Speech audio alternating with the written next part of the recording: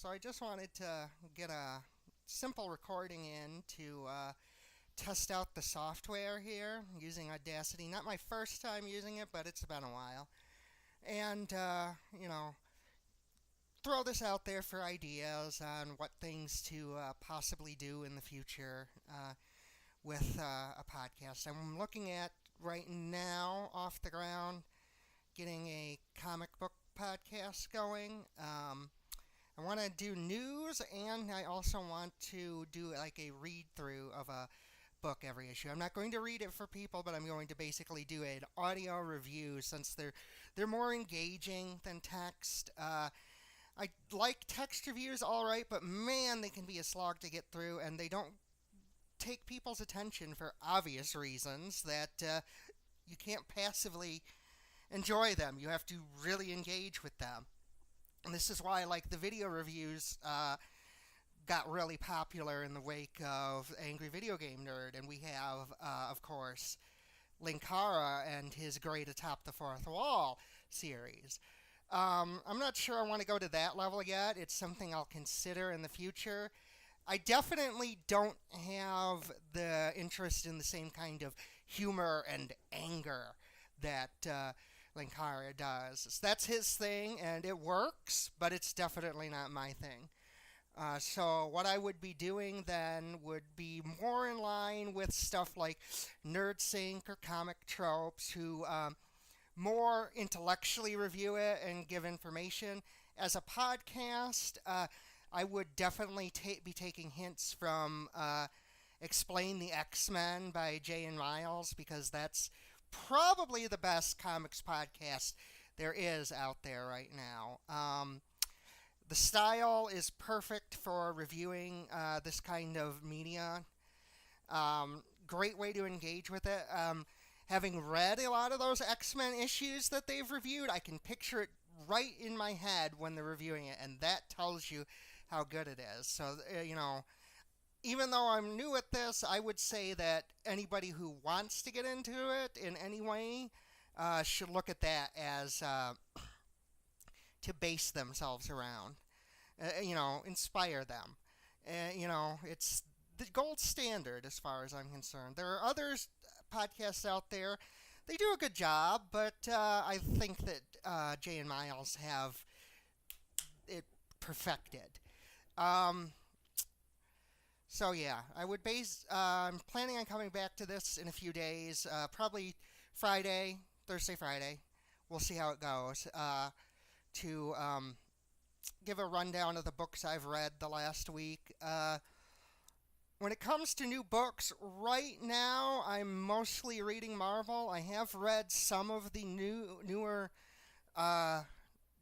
DC series and their Vertigo books that have been releasing with new issues. I'm not exactly the biggest fan of jumping on in the middle of a writer's run. I've done it before, but I'm already reading a ton of books as it stands, so not the biggest fan of that in the world. Right now, it feels like DC is not doing too great. Like, it's been worse, but it's kind of in a holding pattern. Vertigo, outside of the Sandman stuff, is pretty terrible, and we'll be reviewing that. I might go back and do some overviews of some of this crap, like Hex Wives and American Carnage, and oh my god, Border Town, which ended the only way something so goofy could end, with sexual assault allegations. So, that's great. Excuse me, sexual harassment allegations. Don't want to, hurt the reputation of a writer who is pretty much never going to work in this industry again, of course. Um, and not having been caught up on Sandman, I've been avoiding the Sandman books, Book of Time or whatever it is, and Lucifer, so as to not be completely lost. I've heard from people that have read them that you need to have a history to know what you're doing, so Yeah, definitely not interested in just picking those up and being completely lost. I'm slowly working my way through Sandman, but there's a lot of stuff I'd like to read from the history of comics, and I like the goofy stuff too. As good as something like Sandman is, I also want to take a break from serious, well written works and read complete trash because that's fun in its own way. Like right now, I'm reading Dark Knight's Metal and been sharing images on the page, comics panels of interest.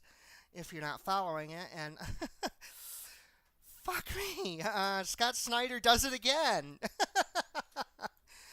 um, yeah, I kind of love Scott Snyder's Batman run. I know it's terrible. That's why I love it. It's the goofiest thing.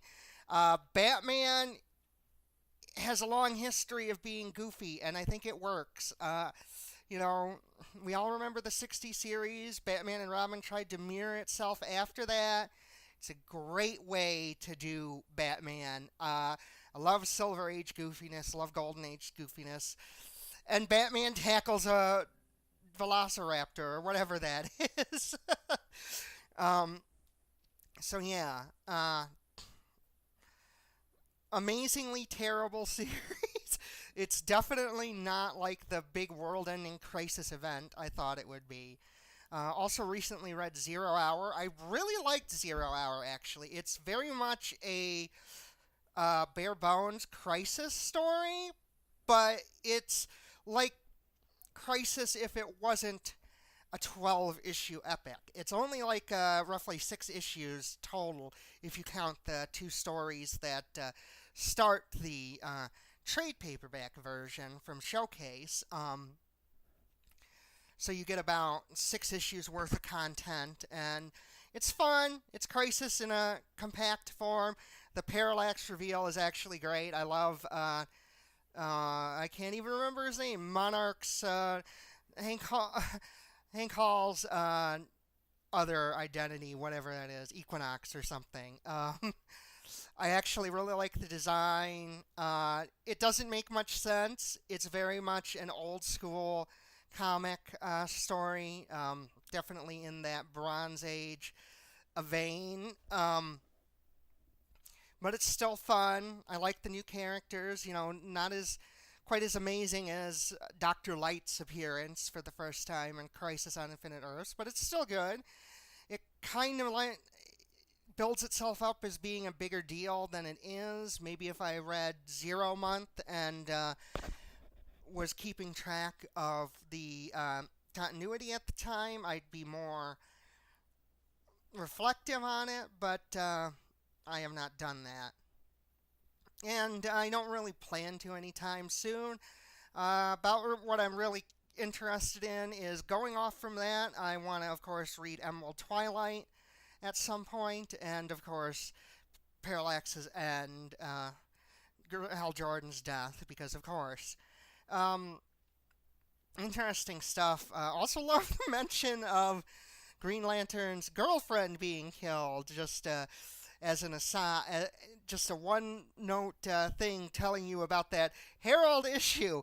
Not what DC expected it to be remembered for, though. And it really sucks that Kyle Rayner is probably most remembered for Women's in Refrigerators in 2019 than anything else.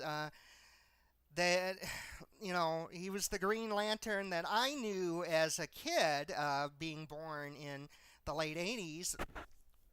He was the Green Lantern that was in the comics when I was growing up until Rebirth happened, which is a great story, but never really took off like Hal did. Um, so yeah, definitely want to talk about more of the news that it seems pretty likely that West Coast Avengers is getting canned. And this after Hawkeye got canned. And you know, I don't want to necessarily blame all the readership because there might not be enough of an audience for brick and mortar books of Kate Bishop that they have. But it just really sucks that these good books that do different things, are more humor oriented and don't take themselves super seriously, aren't these power fantasy stories, aren't able to keep it consistently going. And like how this has been since time immemorial, what will happen is West Coast Avengers will be well loved and well remembered by the people who read it, or people will go back and check it out who hadn't read it before, but it's just not capable of keeping a consistent audience. And it sucks because it's a group of heroes I really love. I haven't ever read Gwenpool, but this series has made me want to go back and check out Gwenpool. I love Quentin Quire, loved both Hawkeyes ever since. Kate Bishop is just a great character, and I can't get enough of her, especially with Kelly Thompson, who's a great writer, very underrated. So yeah, well, maybe not underrated, but under followed, I guess, because she's rated highly by critics, but her books just don't sell. And I'm not going to say that this is a Comicsgate thing, because I think that those nerds are probably, a smaller group of comics fandom that don't really have a big impact on sales. I think it's just a matter of marketing maybe not getting across to the audience that need us. I think Kelly Thompson's books would probably work well on a digital form because of,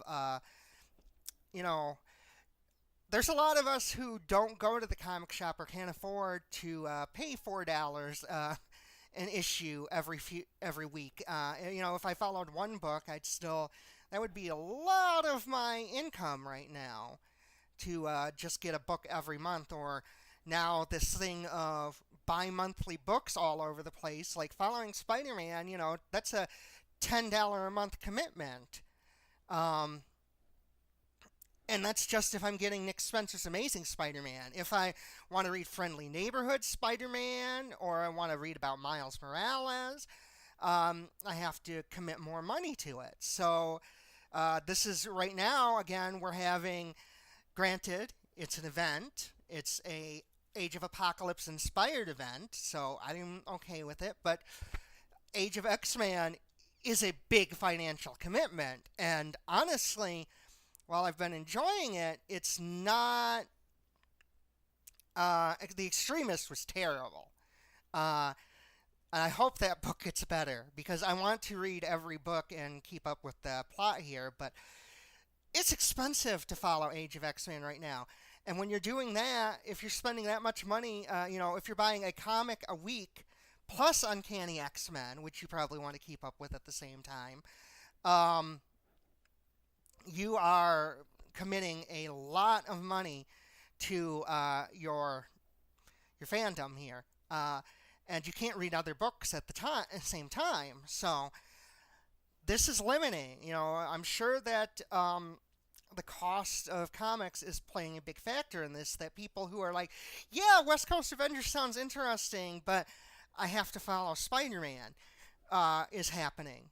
So don't know what to do about that necessarily.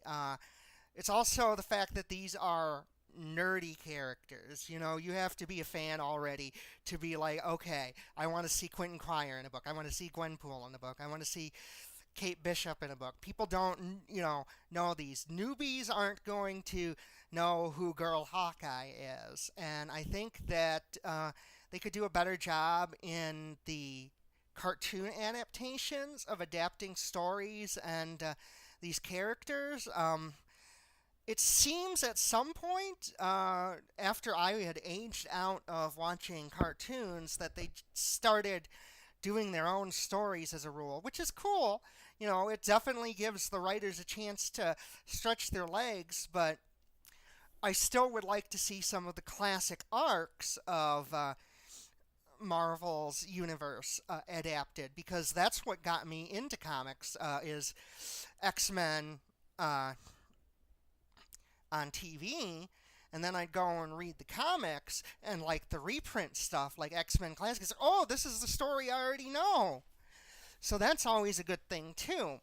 I think they really need to try and advertise these more obscure characters if they think they want their book to stay afloat, or at least have a ringer on the team, a Wolverine, as it were, to get people to be like, oh, hey, there's that guy.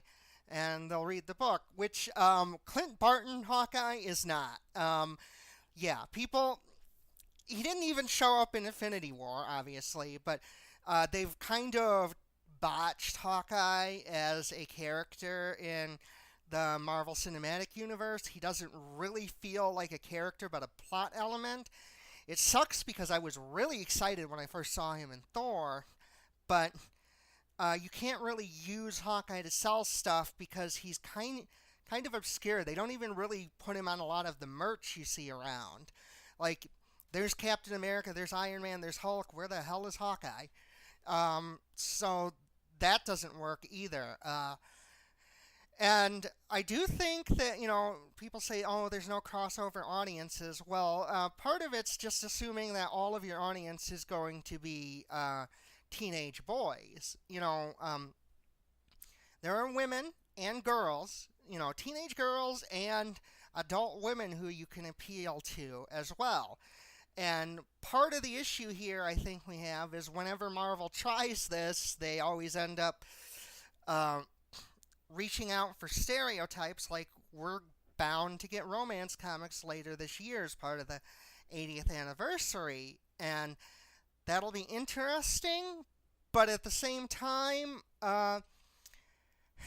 we've been here before. The Pulse didn't sell, the Patsy Walker stuff didn't sell. It's too much of what the audience already has available to them. Why am I going to pick up this $4 or $5 comic when I can get this kind of story on television for the cost of my subscription to cable or Netflix or whatever? So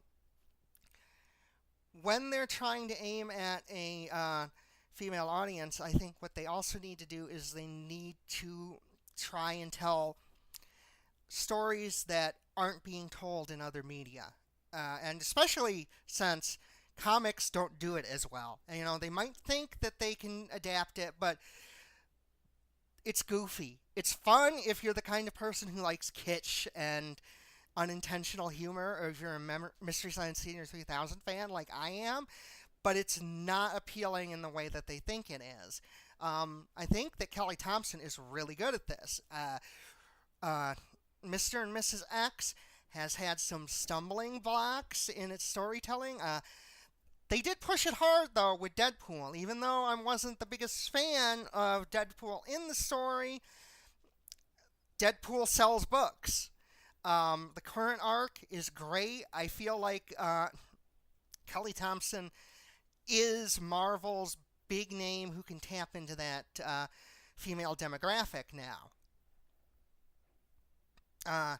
Jessica Jones is amazing. You need to check out the Jessica Jones Marvel Digital Originals if you haven't. And I think that's part of the thing here, is that you're more likely to get digital sales amongst women and girls, because comic book shops are, boys' culture kind of thing. There's gatekeeping. That's not the only thing that's a matter about it. It's just in general, our society is going towards digital distribution. And, shill that Marvel app, maybe talk about Jessica Jones as being a part of the Marvel app.